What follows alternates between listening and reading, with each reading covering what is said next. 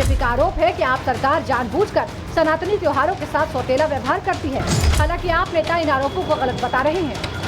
उन्होंने fire cracker के cell, production, distribution सब पर प्रतिबंध लगा दिया। पर जब अरविंद केजरीवाल को कंडीशनल बेल मिलती है, दोष मुक्त नहीं होते, तो आम आदमी पार्टी के नेता कार्यकर्ता फायर क्रैकर्स की झड़ी लगा देते हैं।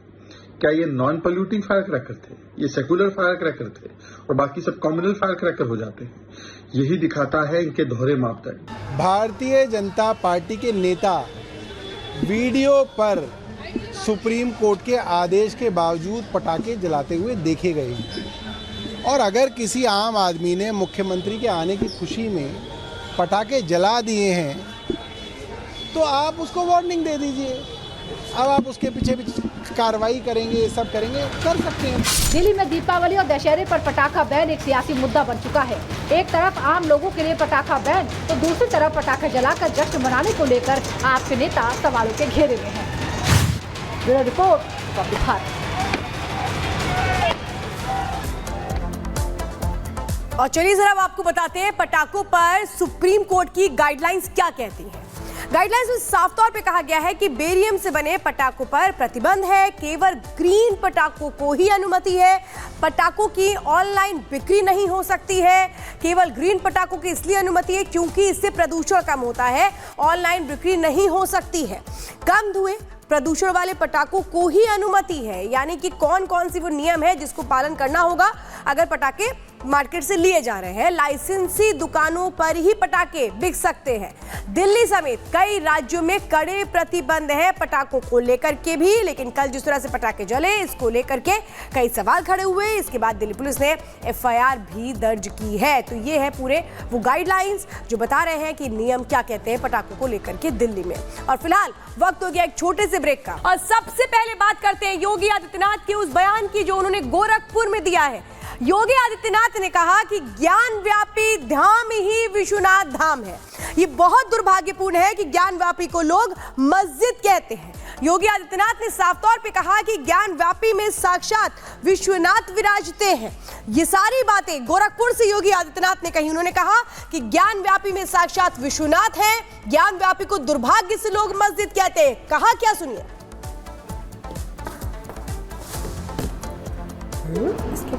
दुर्भाग्य से वो ज्ञान व्यापी, आज लोग उसको दूसरे शब्दों में मस्जिद कहते हैं, लेकिन वो ज्ञान व्यापी साक्षात विश्वनाथ ही है।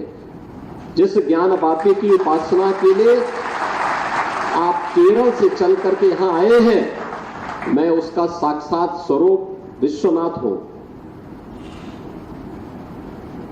तो वह उनके सामने नतमस्तक होते हैं और उन्हें इस बात का पश्चाताप होता है कि नहीं, ये जो भौतिक अस्पृश्यता है यह न केवल साधना के मार्ग का सबसे बड़ी बाधा है, बल्कि राष्ट्रीय एकता और अखंडता की भी सबसे बड़ी बाधा है।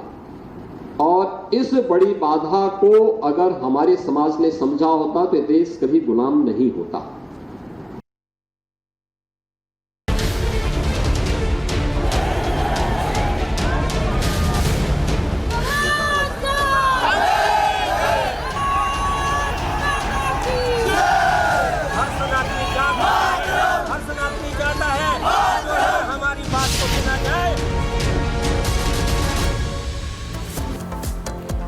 हिमाचल प्रदेश के कई हिस्सों में अवैध मस्जिद को ढहाने को लेकर यहाँ पे नाराजगी जो है लोगों का वो देखने को मिल रहा है।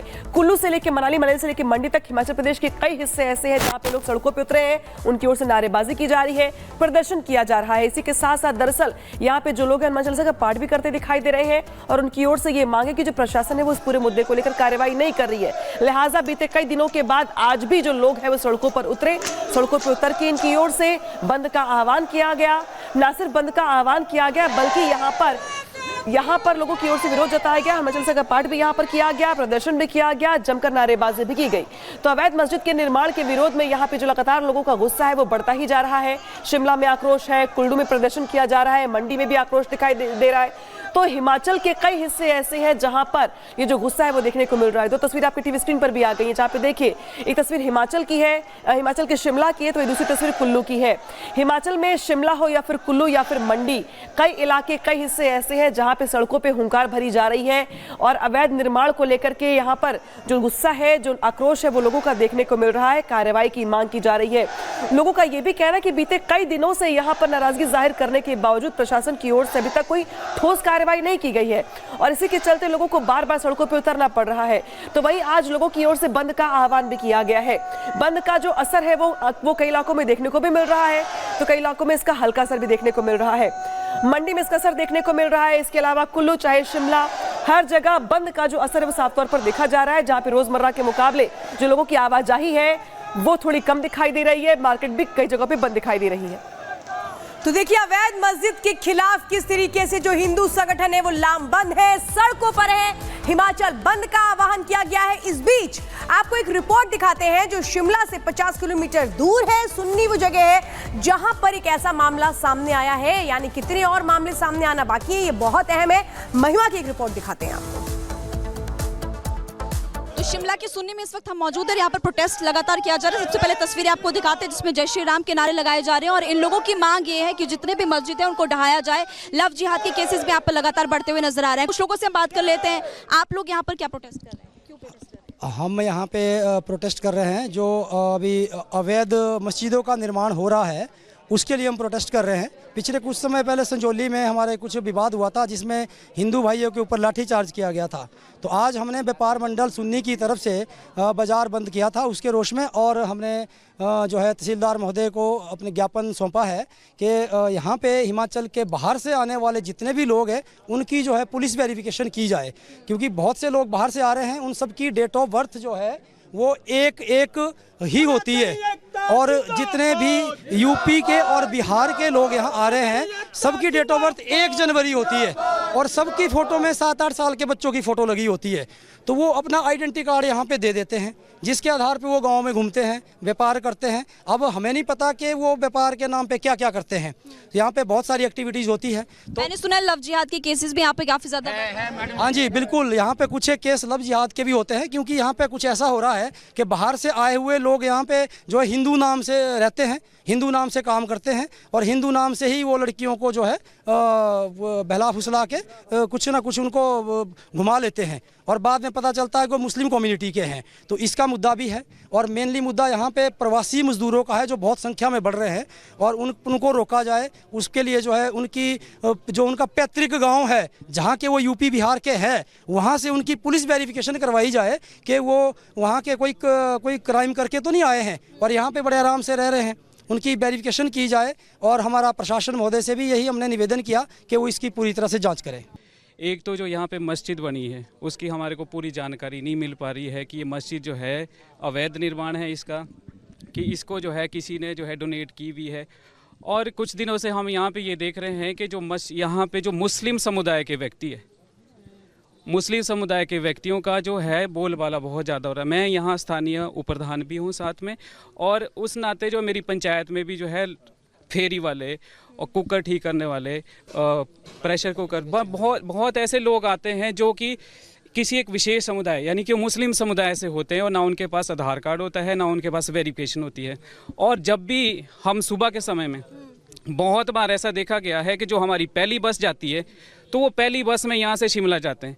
तो इसका मतलब है कि जो उनका जो स्टे है वो मस्जिद में है और हमारा उस मस्जिद में आना जाना बिल्कुल नहीं रहता। ये कह रहे हैं आपसी भाईचारा कम नहीं होना चाहिए, लेकिन किसी ने अगर अवैध निर्माण किया है या अतिक्रमण किया है तो फिर उस पर कार्रवाई भी होनी चाहिए। इसका राजनीतिकरण नहीं होना चाहिए। हाँ जी राजनीतिकरण भी नहीं हो, राजनीति से ऊपर उठकर सभी लोगों को बात करने की जरूरत है, ये मांग करते हुए यहाँ पर शिमला की जनता नजर आ रही। तो ग्राउंड रिपोर्ट देख रहे थे। इस बीच बड़ी खबर दरअसल ये भी कि हिमाचल के शिमला में भी बंद का असर देखने को मिल रहा है। दरअसल कई इलाके ऐसे हैं जहां पर लोगों ने बंद का आह्वान किया है। बंद के दौरान यहां पे जो लोगों का गुस्सा है वो भी देखने को मिल रहा है। उधर मंडी में भी लोगों का दरअसल ये कहना है कि दरअसल मंडी में पीडब्ल्यूडी की जमीन पे अवैध कब्जा करके मस्जिद का निर्माण करवाया गया, लिहाजा अवैध मस्जिद को लेकर शिमला से लेकर कुल्लू तक जो सड़कों पर संग्राम है वो देखने को मिल रहा है। रिपोर्ट दिखाते हैं आपको। शिमला के संजौली में जो अवैध मस्जिद बनी उसके खिलाफ हमने देखा कैसे प्रोटेस्ट हुए और अब पूरे हिमाचल में बाजार बंद का आह्वान आज किया गया था। कुछ तस्वीरें आपको दिखा रहे हैं। शिमला से 50 किलोमीटर की दूरी पर सुन्नी है। आज सुन्नी में भी प्रोटेस्ट हुआ। सुन्नी में लोग ये कह रहे हैं कि यहाँ पर भी जो मस्जिद है उसकी जाँच होनी चाहिए, क्या वो अवैध मस्जिद तो नहीं है। इसके अलावा यहाँ के लोग ये भी कह रहे हैं कि लव जिहाद के केसेस यहाँ पे लगातार बढ़ते हुए नजर आ रहे हैं, उसको लेकर के भी जांच पड़ताल होनी चाहिए। उमेश इस वक्त आपको तस्वीरें दिखा रहे हैं और पूरी मार्केट अगर आप आगे की ओर देखेंगे तो पूरी मार्केट यहाँ पर बंद है। जिसके आप देखिए ये शॉप सुबह यहाँ पर हमेशा दुकानें खुल जाती है। अमूमन ये जो सुन्नी का मेन बाजार है यहाँ पर आसपास के गाँव के लोग भी पहुँचे और आप देखेंगे यहाँ पर शटर लगा हुआ है, ताले लगे हुए हैं और पूरी मार्केट ये बंद है। विश्व हिंदू परिषद इसके अलावा व्यापार मंडल की तरफ से आह्वान किया गया था कि दुकानें आज बंद की जाए और पूरे हिमाचल में आज इसी तरह से मार्केट बंद है। तो यहाँ पर हम देख रहे हैं कि अवैध मस्जिद के खिलाफ लोगों का आक्रोश बढ़ रहा है। एक मामला शिमला से, दूसरा मंडी से सामने आया, तीसरा शिमला की सूनी से भी अब सामने आ चुका है और अब लोग यही कह रहे हैं कि कार्रवाई करनी चाहिए प्रशासन को। अगर प्रशासन कार्रवाई नहीं करेगा तो वो अपनी आवाज़ उस तरह से बुलंद करेंगे। विजय उमेश के साथ महिमा, रिपब्लिक भारत, सुन्नी शिमला। और देखिए इस वक्त हिमाचल में जो हिंदू संगठन है वो तो प्रदर्शन कर ही रहे हैं, लेकिन वहां पर लोगों का भी बड़ा आरोप पीडब्ल्यूडी को लेकर के है। इसके पहले भी पीडब्ल्यूडी पर बड़े आरोप लगे थे कि कैसे नियमों को ताक पर रख करके निर्माण होते रहे, अवैध निर्माणों पर कोई भी कार्रवाई नहीं की गई। लेकिन आज क्या कुछ स्थितियां बन आई हैं क्योंकि ध्यान नहीं दिया गया। इसके बाद लोगों का गुस्सा जो फूटा है उसकी रिपोर्ट आपको कोमल की दिखाते हैं। आप मस्जिद के ठीक आप सामने आपका दुकान है। ये मस्जिद जो है कहा जा रहा है कि कुछ साल पहले बना है। जी हाँ, पहले था पर इसका ढांचा था पर वो पीछे बैक साइड में था ना, पूरा इन्होंने आगे बढ़ते बढ़ते आगे तक आ गए ना ये। और जो पीडब्ल्यूडी की लैंड है ना जो ये इसको भी अतिक्रमण हुआ है। मतलब पहले पीछे साइड था, फिर आगे का जो हिस्सा आपको नज़र आ रहा है जहाँ पे बनाया गया वो पीडब्ल्यूडी का लैंड है। तो कब बनाया है ये? अभी जस्ट 8-10 सालें हुए इनको जो आगे बढ़े हुए हैं। कई लोग ऐसा भी कह रहे हैं कि कोरोना के काल के दौरान भी ये जो है जब लॉकडाउन लगा हुआ था लोग कोरोना के कहर से डरे हुए थे, लेकिन उस दौरान ये बन जाता है।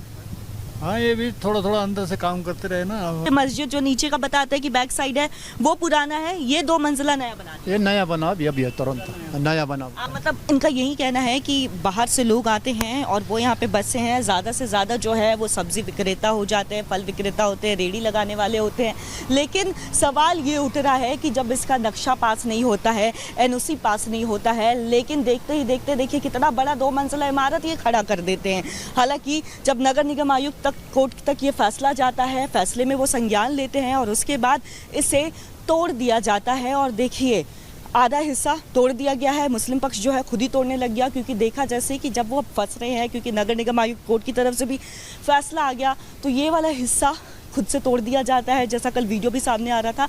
लेकिन अब ये जो आपको एक बड़ा सा इमारत आपको नज़र आ रहा होगा जो आधा टूटा हुआ है, उसे लेकर के भी लोगों में रोष है। उसे लेकर के भी नगर निगम आयुक्त ने साफ तौर पर कह दिया है कि 30 दिन का समय है, 30 दिन के समय है, 30 दिन के अंदर इस जो अवैध मस्जिद है, इमारत है, उसे तोड़ दिया जाए।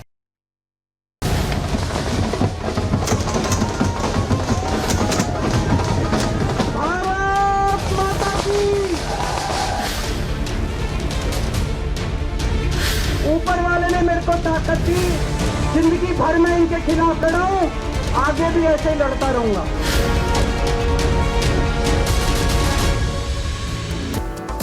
और अब खबर दिल्ली से, जहां पे दिल्ली पुलिस ने मुख्यमंत्री अरविंद केजरीवाल के घर के बाहर आतिशबाजी करने वाले लोगों के खिलाफ एफआईआर दर्ज कर ली है।